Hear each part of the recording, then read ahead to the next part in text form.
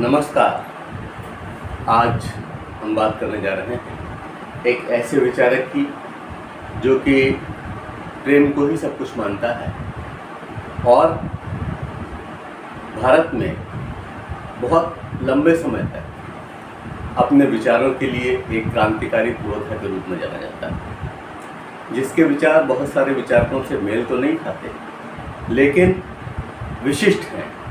और वह नाम है जे कृष्णमूर्ति, जिद्दू कृष्णमूर्ति, जिसे आप जिड्डू कृष्णमूर्ति भी कहते हैं। ये 1895 में पैदा हुए और जिस वर्ष नई शिक्षा नीति का पदार्पण हुआ 1986, उस वर्ष आपका देहावसान। आइए हम विचार करते हैं जिड्डू कृष्णमूर्ति का। आधुनिक युग का वह पुरोधा जिसे हम श्रेष्ठ दार्शनिक, चिंतक, शिक्षा शास्त्री के रूप में स्वीकारते हैं, इनके क्रांतिकारी विचारों ने मानवता की दिशा निर्धारण का गंभीर प्रयास किया, मानव को विविध संकीर्णताओं से ऊपर उठा यथार्थ ज्ञान का साक्षात्कार कराया और तत्कालीन मानवता को सरल दिशाबोध का सम्यक प्रयास किया।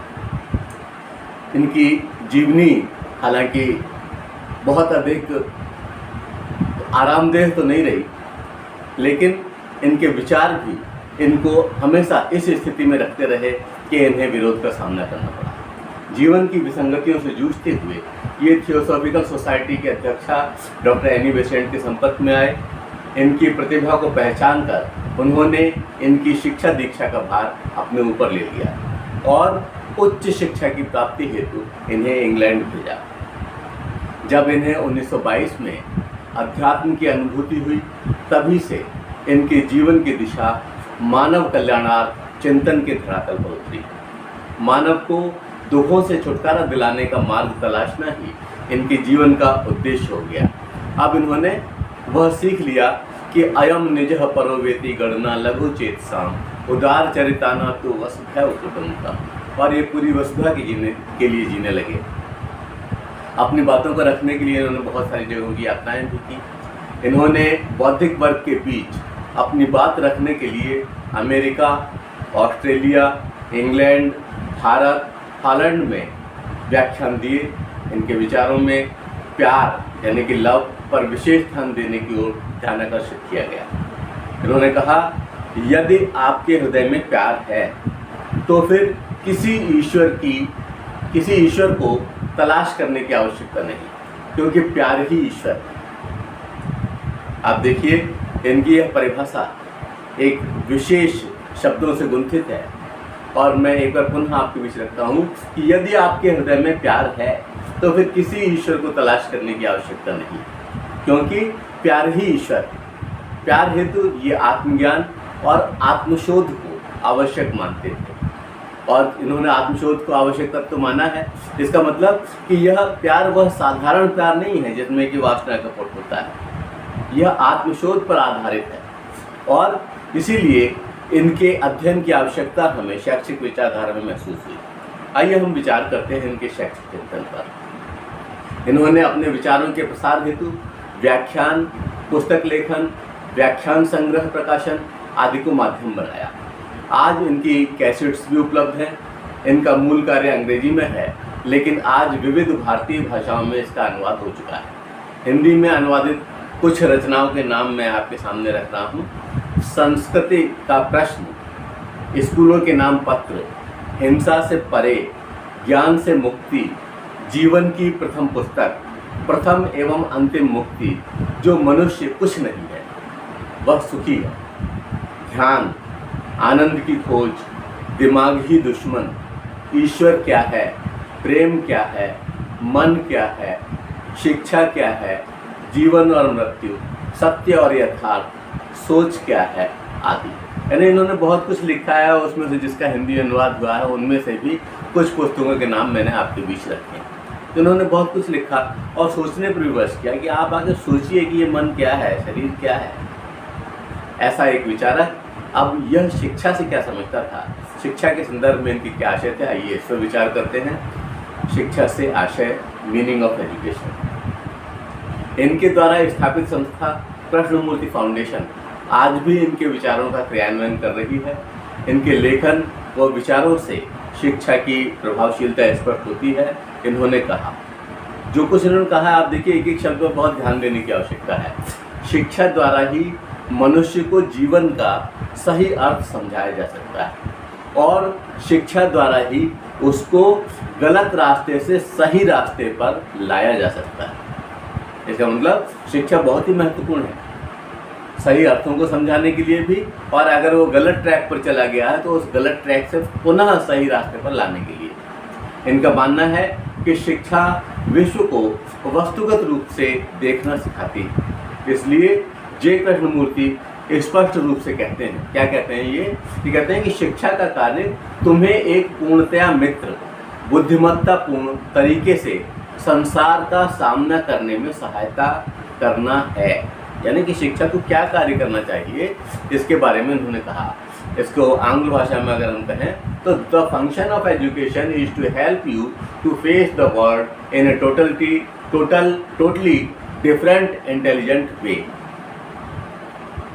क्योंकि मूल रूप से इन्होंने जो पुस्तकें लिखी थी वो अंग्रेजी में ही थी, और अंग्रेजी में इन्होंने इसके लिखा कि the functions of education is to help you to face the world in a totally different intelligent वे।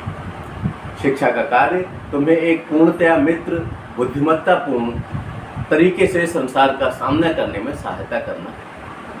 अर्थोपार्जन को यह मात्र एक पक्ष माना करते थे और रटना, डिग्री प्राप्त करना, परीक्षा पास करना आदि को ये शिक्षा नहीं मानते हैं। अगर आप इसका सारे का जिस्ट निकालना चाहें, निचोड़ निकालना चाहें, तो इनकी एक लाइन ही पर्याप्त है, और वह लाइन कि अंतःमन का ज्ञान ही शिक्षा है। अंतःमन का ज्ञान ही शिक्षा है। इसकी बड़ी विशद व्याख्या आई है जब हम फिलॉसफी पढ़ते हैं, हमें फिलॉसफी में, तो आप समझिए कि अंतःमन एक ही, उसमें उन्होंने पूरी शिक्षा के पूरे परिदृश्य को समाहित कर दिया। अब इनके हिसाब से शिक्षा के क्या उद्देश्य हुआ, ये तो विचार करते हैं। AIIMS of education. बहुत से विद्वानों से भिन्न मत रखते हुए जे कृष्णमूर्ति महोदय कहते हैं, to be really educated means not to confirm, not to imitate, not to do what millions and millions are doing. If you feel like doing that, do it, but be aware to what you are doing. यानी कि वास्तविक रूप से शिक्षित होने का अर्थ करोड़ों जो कर रहे हैं उससे अनुरूपता, उसका अनुसरण, उसे करना नहीं है। यदि तुम वह करना चाहते हो तो करो, परंतु जो कुछ तुम कर रहे हो उसके प्रति जागरूक रहो। ये कह रहे हैं कि शिक्षा हमें जागरूक रहना सिखाती है, और हम जो कोई भी कार्य करें जब हम पूर्ण जागरूकता से करेंगे, ऐसी स्थिति में उसमें फॉल्ट होने की, गलती होने की संभावनाएं न्यूनतम हो जाएंगी। इसलिए हमें जो कुछ भी करना है अच्छी तरह सोच विचार करके, जागरूक रहते हुए, जागृत स्थिति में उसे करना चाहिए। जे कृष्णमूर्ति एकीकृत मानव, समग्र या संपूर्ण मानव के प्रकटन हेतु शिक्षा को एक आवश्यक कारक के रूप में स्वीकारते हैं, और इसकी प्राप्ति हेतु शिक्षा के विभिन्न उद्देश्य इनके विचारों द्वारा स्पष्ट होने लगते हैं, और उन्हें हम इस प्रकार से क्रम दे सकते हैं। पहले तो हमारे दिमाग में ये बात साफ हो जानी चाहिए कि ये एकीकृत मानव का कॉन्सेप्ट रखते थे, यानी कि समग्र मानव, पूर्ण मानव, जो कि सब तरह के ज्ञान से युक्त हो, और उस समग्र मानव को ही अधिकार देते थे कि दूसरे मानवों को शिक्षा के क्षेत्र में आगे बढ़ाए। तो इसके अगर हम जो भी इनके साहित्य से निकला है तो उसको अगर हम स्थान देना चाहें उद्देश्यों के रूप में, तो उसे हम इस प्रकार से क्रमबद्ध कर सकते हैं। पहले बिंदु के रूप में लेते हैं आत्मज्ञान का उद्देश्य, यानी पर्पज ऑफ सेल्फ नॉलेज। इनका मानना है कि प्रत्येक मानव स्वयं को जानने का प्रयास करे। इनका अपने को जानने से आशय चेतन आत्म तत्व को जानने से नहीं है, बल्कि ये चाहते हैं कि शिक्षा यह जानने में मदद करे कि हम क्षण क्षण क्या हैं। आदमी पूरी जिंदगी एक जैसा नहीं रहता। किसी एक क्षण वो बहुत दयालु दिखाई देता है, किसी एक क्षण वो बहुत क्रूर दिखाई देता है, आदमी वही है। तो इन्होंने जो कुछ कहना चाहा है वह इनके शब्दों से बिल्कुल स्पष्ट हो रहा है।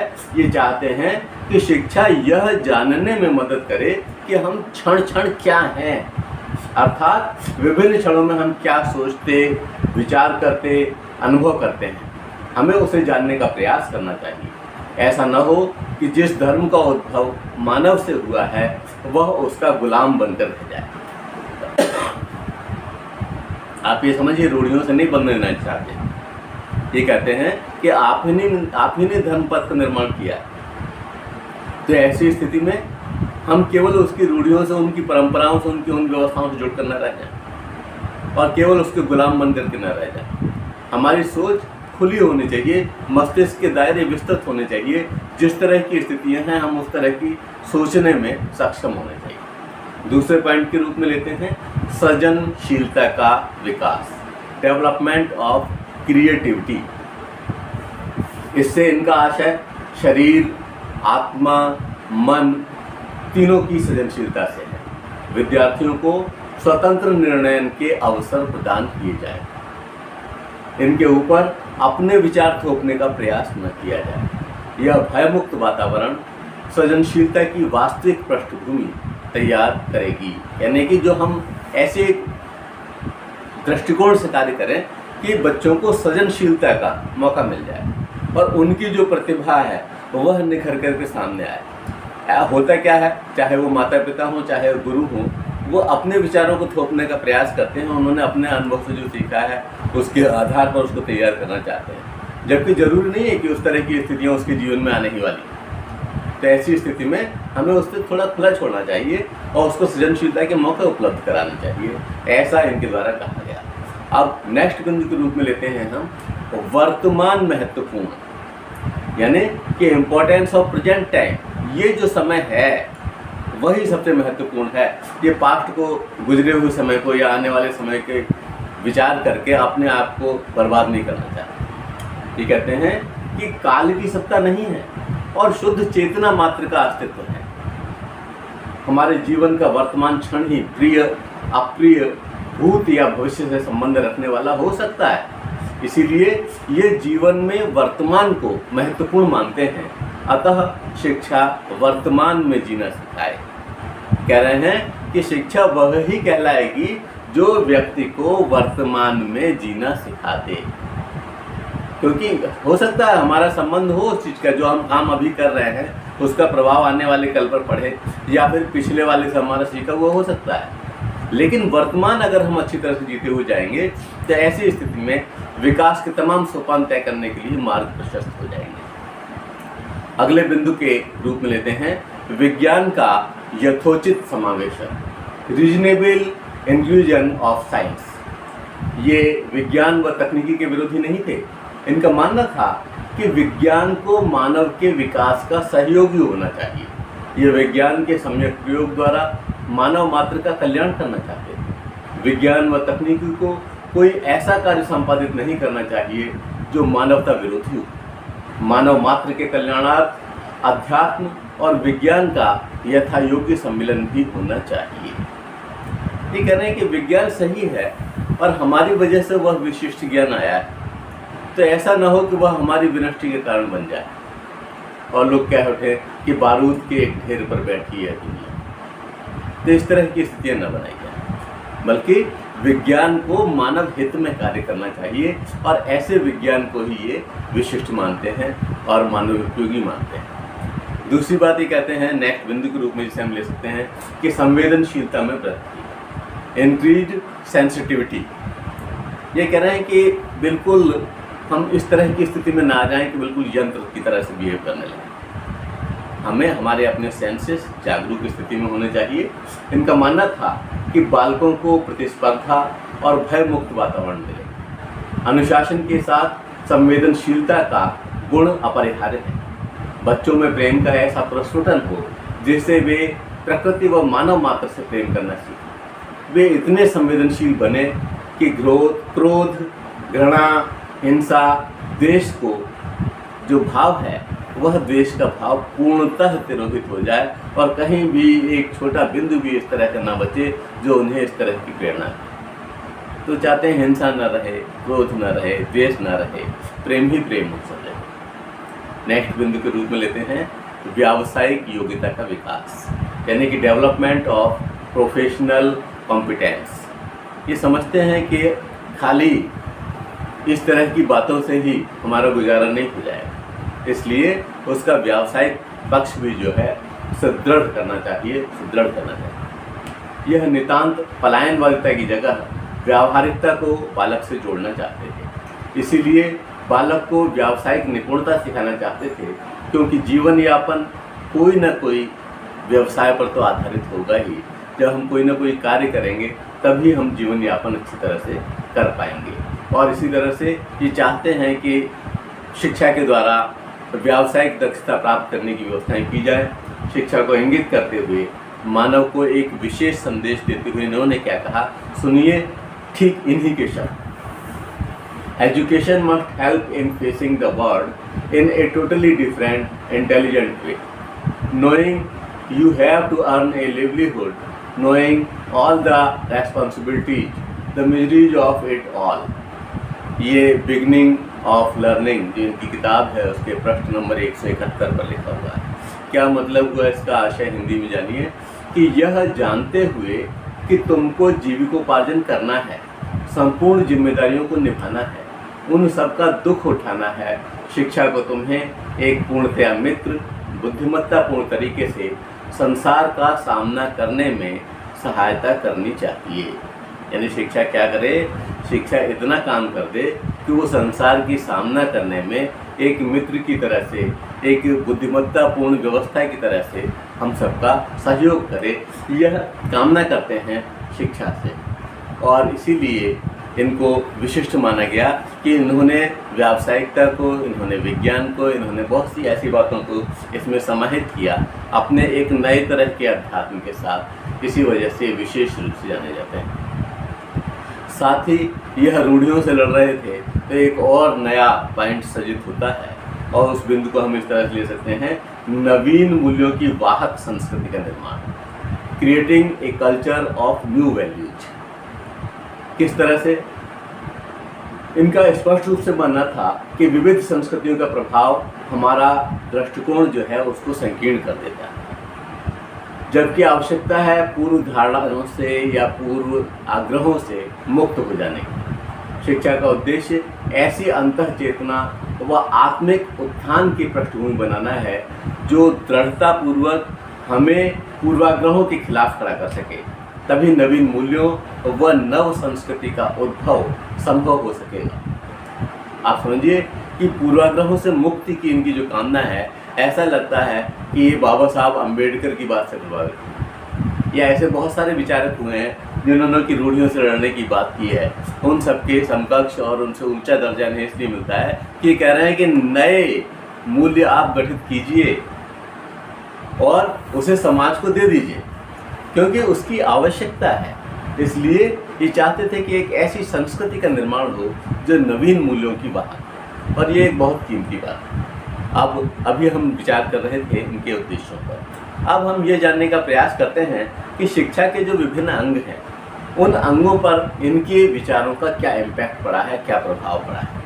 तो सबसे पहले विचार करते हैं हम सिलेबस पर, पाठ्यक्रम। जे कृष्णमूर्ति का मानना था कि पाठ्यक्रम ऐसा हो जो संपूर्ण मानव को मानव बनाने में सहयोग कर सके। इन्होंने आर्थिक पक्ष की सबलता हेतु व्यावसायिक शिक्षा, भौतिक विज्ञान, मानव के उपयोगी विज्ञान, तकनीकी के प्रयोग पर बल दिया तथा भावात्मक पक्ष के प्रबलन हेतु सृजनात्मकता, सौंदर्य बोध, कविता, कला, संगीत को पाठ्यक्रम में स्थान देने की बात की है। यानी ये चाहते हैं कि मानव के सारे पक्ष जो हैं वो दृढ़ हों, और इसलिए इन्होंने इस तरह की बात की है कि पाठ्यक्रम में इन विषयों का समावेशन किया जाए। अब हम विचार करते हैं इनके हिसाब से कौन सी शिक्षण विधियाँ उपयुक्त। तो इनके हिसाब से उपयुक्त शिक्षण विधियाँ हैं, टीचिंग मेथड्स हैं। इस प्रकार से इन्होंने अधिगम की प्रभावशीलता की वृद्धि हेतु निम्न विधियों का समर्थन किया, और उन विधियों का हम इस तरह से क्रम दे सकते हैं। पहली विधि है निरीक्षण।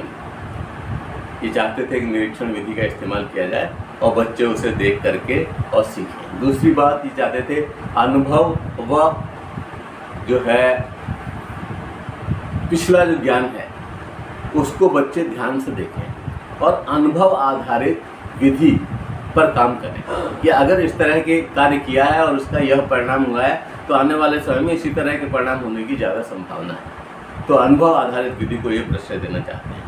अगली बात है स्वाध्याय। खुद अध्ययन करें, अच्छी तरह से मनन करें, विश्लेषण करें और इसे ही आवश्यक मानते हैं स्वाध्याय। अगली बात, परीक्षण विधि। वो अपने आप को, हमारी औकात क्या है, हमारा क्या स्तर बन गया है, इस चीज़ को चेक करते चलें, इस पर भी विशेष ध्यान देते हैं। अगली बात, श्रवण। जो सामने बोल रहा है वह सामान्य व्यक्ति नहीं, वह अपने जीवन का निचोड़ दे रहा है, जिस्ट दे रहा है, सार दे रहा है। ऐसी स्थिति में हमें श्रवण विधि का भी इस्तेमाल करना चाहिए और गुरुओं के द्वारा जो कुछ कहा जा रहा है उसको सुनना चाहिए। अगली बात, शांति व मनन। मनन तो ये करना चाहते थे, लेकिन चाहते थे कि शांति चित्त हो, उथल पुथल ना हो। क्योंकि अगर मान लीजिए सागर में भी उथल पुथल हो या जल में उथल पुथल हो तो हमें साफ चेहरा नहीं दिखता, और शांत जल में हमें अपना साफ चेहरा दिखाई पड़ता है। तो चाहते थे मन शांत हो और फिर मनन किया जाए। और सबसे महत्वपूर्ण बात जो थी, जो इन्होंने दी शिक्षण विधि के रूप में, वह है ध्यान। और ध्यान पहले की तमाम चीज़ों पर अवलंबित है। इन्होंने ध्यान की महत्ता की गहन अनुभूति की, जिससे उसके गूढ़ अर्थ निकलते हैं। ये मानते हैं कि ध्यान इच्छा शक्ति, निष्प्रयोजन और चेष्टा विहीन होता है। आप समझिए, निष्प्रयोजन क्या कि इन्होंने बहुत बड़ी बात कह दी है, और चेष्टा विहीन। आप स्वयं ही, आपको पता नहीं चल रहा है और आप उस चीज़ को करने लगते हैं, उसमें खो जाते हैं, तो वह स्थिति ध्यान की होती है, जिससे एकाग्रता उद्भूत होकर आत्मज्ञान के प्रति हमें सचेष्ट करती है। आप समझिए कि अंततः ये सारी की सारी विधियाँ कहाँ जा रही हैं, वह उस आत्मज्ञान के प्रति ही हमें सचेष्ट करती है। और इसके लिए कहते हैं किस तरह का अध्यापक हो। इन्होंने बहुत स्पष्ट रूप से यह स्वीकार किया कि गुरु एकीकृत मानव होना चाहिए, वह धैर्य की प्रतिमूर्ति हो और बच्चों के साथ उसका व्यवहार प्रेमपूर्ण हो। अपनी इच्छा थोपने की जगह वह विद्यार्थियों की सीखने में मदद करने वाला हो। इस प्रकार अच्छा अध्यापक वह होगा जो प्रेम के आधार पर बच्चों में लोकप्रिय हो। आप समझिए, बच्चे बहुत उदार होते हैं और बहुत इस तरह के होते हैं कि वे प्रेम को सहज रूप में स्वीकार कर लेते हैं और चीज़ें समझने में उन्हें बड़ी दिक्कत होती है। तो हमें आधार अवलंब जो लेना है एक अध्यापक को, वह प्रेम का लेना है। अभी कहते हैं विद्यार्थी कैसे हो, तो ये विद्यार्थी को ऐसी चेतना से युक्त करना चाहते हैं जो उनमें वह शक्ति पैदा कर सके, जिससे वे स्वयं मूल्य, सिद्धांत व नियमों का चयन कर सकें।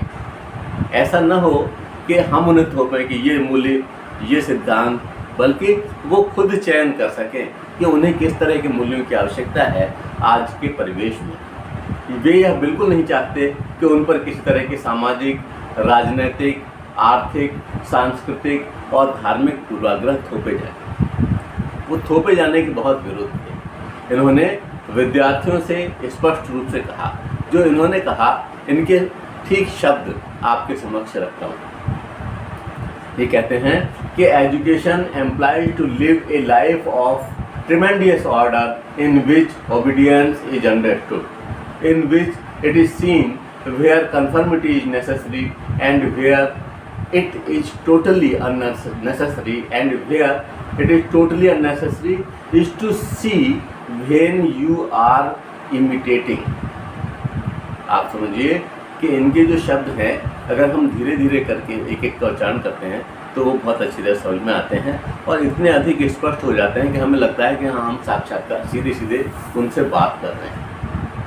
तो एक बार पुनः इनकी शब्द रखता हूँ कि education employs to live a life of tremendous order in which obedience is understood, in which it is seen where conformity is necessary and where it is totally unnecessary, and where, यानी जो कह रहे हैं कि totally unnecessary, ध्यान देने की आवश्यकता है इस शब्द पर, is as to see when you are imitating. इसका हिंदी अर्थ देखिए कि वास्तविक शिक्षा एक जबरदस्त व्यवस्था का जीवन जीना है, जिसमें आज्ञा पालन को समझ लिया जाता है, जिसमें यह जान लिया जाता है कि कहाँ अनुरूपता की आवश्यकता है और कहाँ वह पूर्णतया अनावश्यक है। यह देख लिया जाता है कि कब आप अनुकरण कर रहे हैं।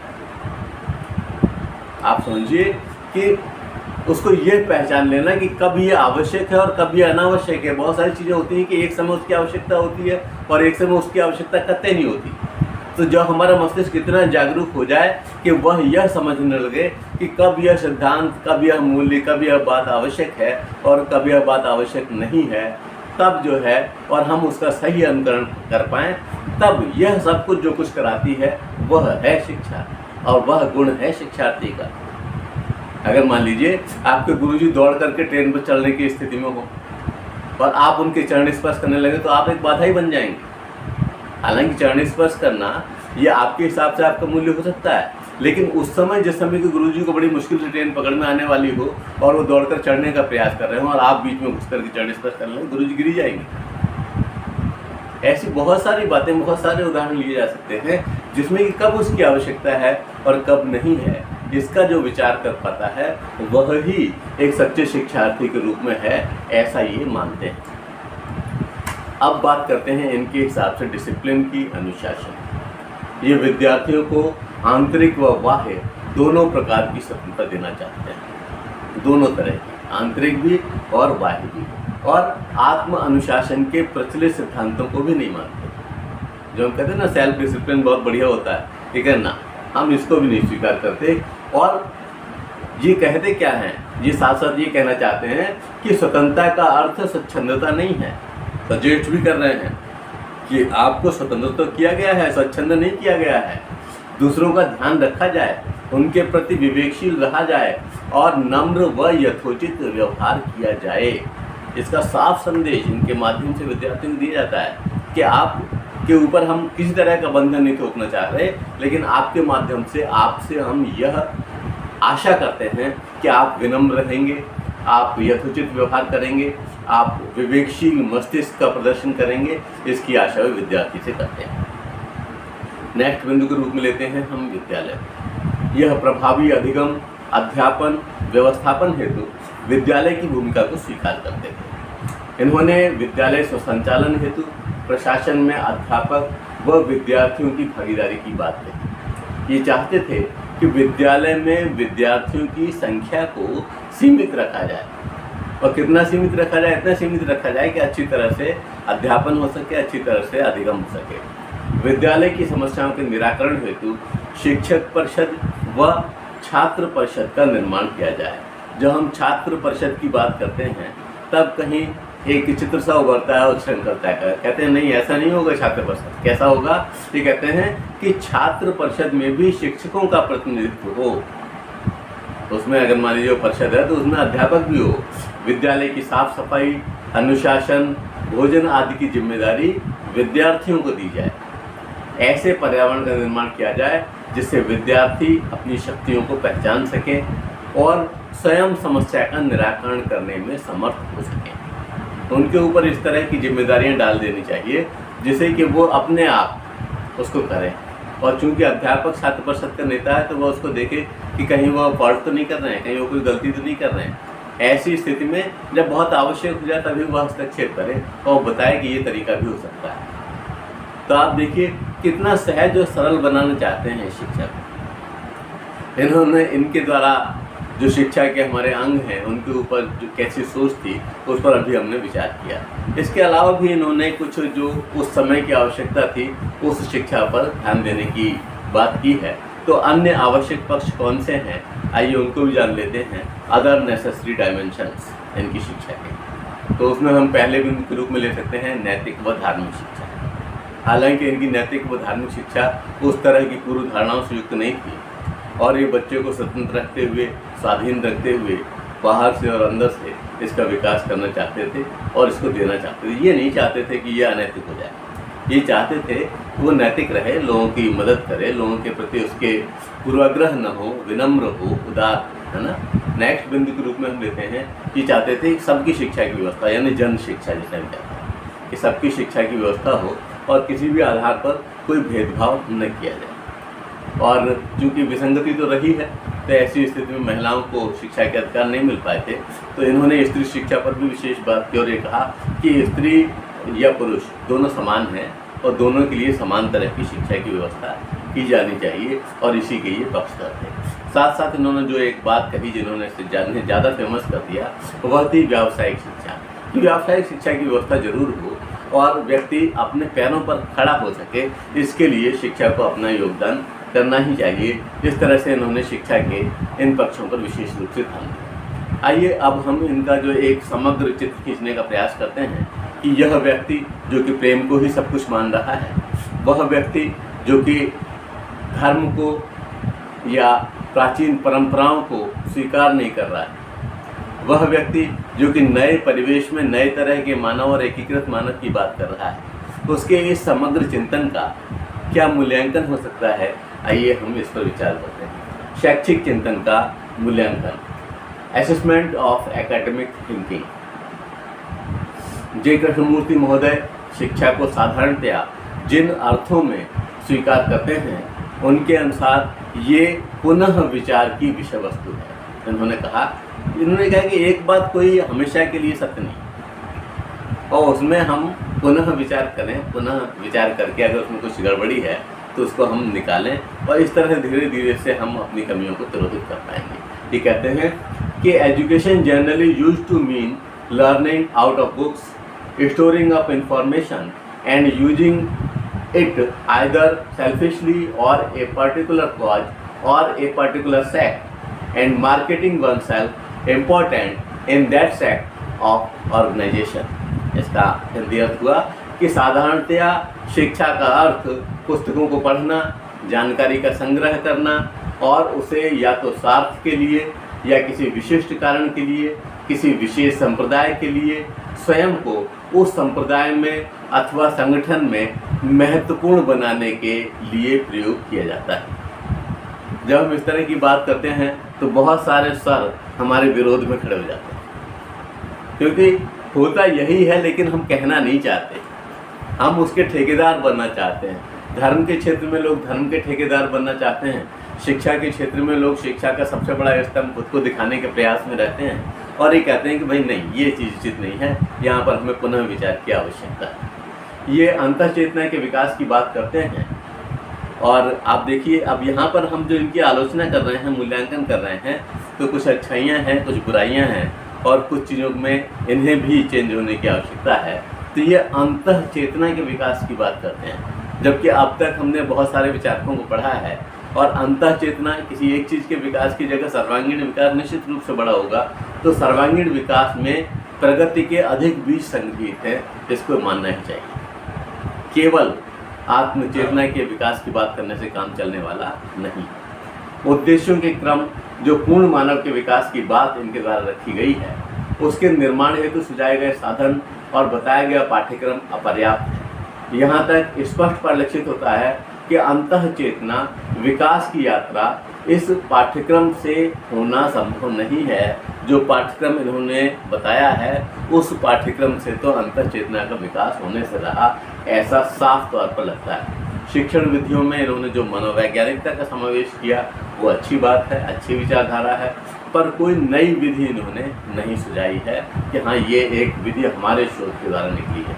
गुरु शिष्य संबंधों को ये आवश्यक नहीं मानते हैं और कहते हैं गुरु शिष्य संबंध आवश्यक नहीं है जिस रूप में आप पुराने काल से लेकर के चले आ रहे हैं। और इन्होंने स्पष्ट रूप से कहा कि discipline means one who learns, but the generally accepted meaning is that A disciple is one who follows someone, some guru, some silly person, but both the follower and the one who follows are not learning। आप समझिए कि बहुत मुश्किल से कोई कभी गुरु पर उंगली उठाता है। और जो भी हो, आज के परिवेश में आप देख रहे हैं जो B.Ed M.Ed की ट्रेनिंग हो रही है, उसमें बच्चे कितने दिन आ रहे हैं, कितना अधिगम हो पा रहा है, कितना सीख पा रहे हैं, ये किसी से छिपा नहीं। जबकि डिग्री मिलने के बाद में वह भी उसी गुरु के समकक्ष हो जाएगा और जाकर के वहीं बैठेगा। तो इन्होंने उस समय जो बात कही थी वह आज भी सही उतर रही है। इन्होंने जो कहा उसका मैं हिंदी वर्जन आपके सामने रखता हूँ कि शिष्य का अर्थ है जो सीखता है, परंतु शिष्य का साधारण स्वीकृत अर्थ वह है जो किसी गुरु का, किसी बुद्धिहीन व्यक्ति का, ये आप समझिए बहुत कीमती बात कही इन्होंने, कि किसी गुरु का किसी बुद्धिहीन व्यक्ति का अनुसरण करता है। ऐसी स्थिति में गुरु और शिष्य दोनों सीख नहीं रहे हैं। जिस बात को कहने में हम झिझकेंगे उस बात को इन्होंने बिल्कुल स्पष्ट रूप से कह दिया कि ऐसी स्थिति में दोनों ही सीख नहीं रहे हैं, वो गुरु भी नहीं सीख रहा है और वो विद्यार्थी भी नहीं सीख रहा है। और जो इस तरह का गुरु है तो वह किस तरह की व्यवस्था, किस तरह के अनुशासन की व्यवस्था करेगा, किस तरह के सिखाने की व्यवस्था करेगा, यह भी अपने आप में इसके ऊपर प्रश्न चिन्ह टांगते हैं। और कि आज के विद्यार्थियों को सचेत रहने की आवश्यकता को इंगित करते हैं कि आप विद्यालय नहीं जा रहे हैं, आपने ये सीखा है और आपने किताबों से रटा है, जो केवल रटा है और जिसका व्यावहारिक प्रयोग क्या हो सकता है वह आपने सीखा ही नहीं है। तो ऐसी स्थिति में यह एक गड़बड़ बात है। एक बार एक तोते को रटा दिया गया कि स्वतंत्रता बहुत अच्छी चीज़ है और एक समय उसे मौका मिल गया पिंजड़े से बाहर आने का। गुरुजी लौट करके आए, देख रहे कि वो चिल्ला रहा है तोता, स्वतंत्रता बहुत अच्छी चीज़ है, स्वतंत्रता बहुत अच्छी चीज़ है, और फिर से उसी पिंजड़े में घुस गया। तो इसका मतलब उसने रटा था, उसने उसके व्यावहारिक अर्थ को नहीं समझा। तो हम भी जो विद्यार्थी विद्यालय नहीं आ रहे हैं वो उसके व्यावहारिक अर्थ को नहीं समझ पा रहे हैं। हालांकि प्रयास किए जा रहे हैं कि इस तरह की शिक्षा की व्यवस्था हो, कहीं भी कभी भी आप कभी भी पढ़ सकें, तो इस तरह के लेक्चर्स आपकी मदद कर सकते हैं, लेकिन उसका आनंद ही कुछ और है। तो यदि निष्पक्षता इस चश्मे से देखा जाए तो इसमें सत्य का अंश परिलक्षित होता है। शिक्षण को प्रभावी बनाने हेतु जो काम विद्यालय से संयुक्त करने की बात इन्होंने की वह सैद्धांतिक दृष्टिकोण से अच्छी लगती है, पर भारत जैसे अधिसंख्य जनसंख्या वाले देश में व्यवहारिक नहीं है। जो ये कह रहे हैं कि कम विद्यार्थी विद्यालय के टच में हो, कम विद्यार्थी, हमारे यहाँ इतने अधिक विद्यालय भी नहीं हैं कि इतने कम विद्यार्थी वहाँ पर लगाए जा सकें। तो भारत एक चूँकि बहुत बड़ी जनसंख्या वाला देश है, तो यहाँ तो विद्यालयों में भीड़ का रहना स्वाभाविक है, और वह कम जनसंख्या उससे जुड़े, विद्यालय से जुड़े, इस सिद्धांत का अनुसरण करना थोड़ा मुश्किल है भारत में। कुल मिलाकर इनके विचार नव परिवर्तन की इच्छा से युक्त लगते हैं, पर स्पष्ट रूप से या स्पष्ट रूपरेखा के अभाव में मजबूत संबल नहीं मिल सका है इनकी इस शैक्षिक आधारित पृष्ठभूमि को। ध्यान, आत्मज्ञान, आत्मशोध हेतु स्तर का अभाव दिखता है हमारे यहाँ। वह स्तर नहीं बन पाया है जिसमें हम आत्मविश्लेषण कर सके प्रत्येक विद्यार्थी जो कि सीख रहा है। परंतु इनके द्वारा संस्थापित विद्यालय प्रेम, सौंदर्य बोध, सहयोग की अपनी विचार श्रृंखला के कारण ये हमेशा याद किए जाएंगे। इन्होंने बहुत अच्छी बातें की हैं कि प्रेम का अवलंबन हो और जो प्रेम को सीख जाए उसे ईश्वर की आवश्यकता नहीं है। इस तरह की बात जो इन्होंने की यह अलग है और विचारकों से अलग है, और इन्हीं अलग विचारों की वजह से हमेशा याद किए जाएंगे। धन्यवाद। जय हिंद, जय भारत।